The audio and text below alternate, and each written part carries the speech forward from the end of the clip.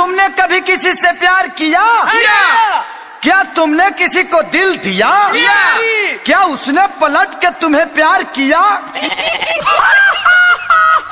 का बोल रहे? पीछे देखो। जानू तू एजिगिया हमार बियाह होता कपार पीटे जब बैठ के कराला बैजाला। ए मुझसा बोलबा करिया तक का हो गइल सरकारी नौकरी करेला तब का सुनो।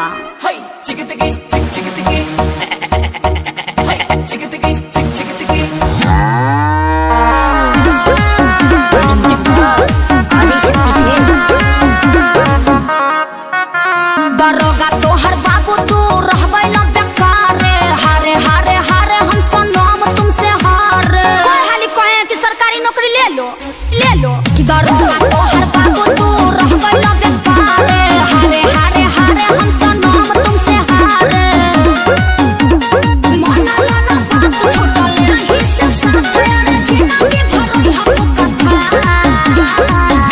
अब हम का बोली हमरा तो बुझाते नहीं के तहनी के बुझाता तहार दर्द हमनिए के कहते से सुना। अरे नौकरी के भराती निकालिए मोदी चाचा ढेरे लइका बारे बेरोजगार। तहनी से कम दर्द हमरो नहीं खे बाबू सुनो सही रे।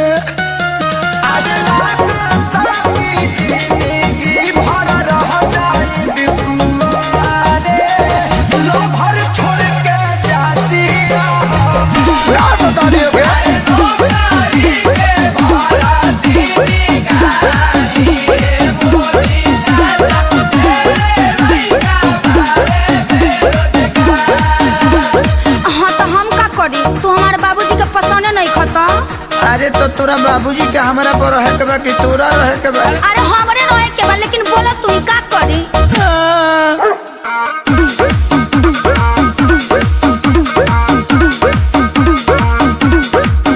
खाली जाना फूला के मीठा खात रहला लागे झूठो खानी भोरे दौड़े जात रहला तहरा जोता के सोला खियाइल नहीं खे लागे कबो कोनो फार्म भराइल नहीं खे। अरे हम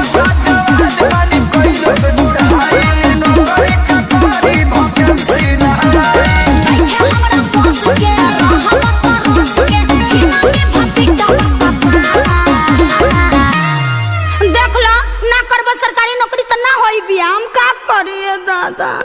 अरे तो एगो हम ही बनी सरकारी नौकरी के चक्कर में कितना लोग के चूर छोड़ता। हाँ तो तू छोड़बा का ओकरा साथ ही सोचा तानी। अरे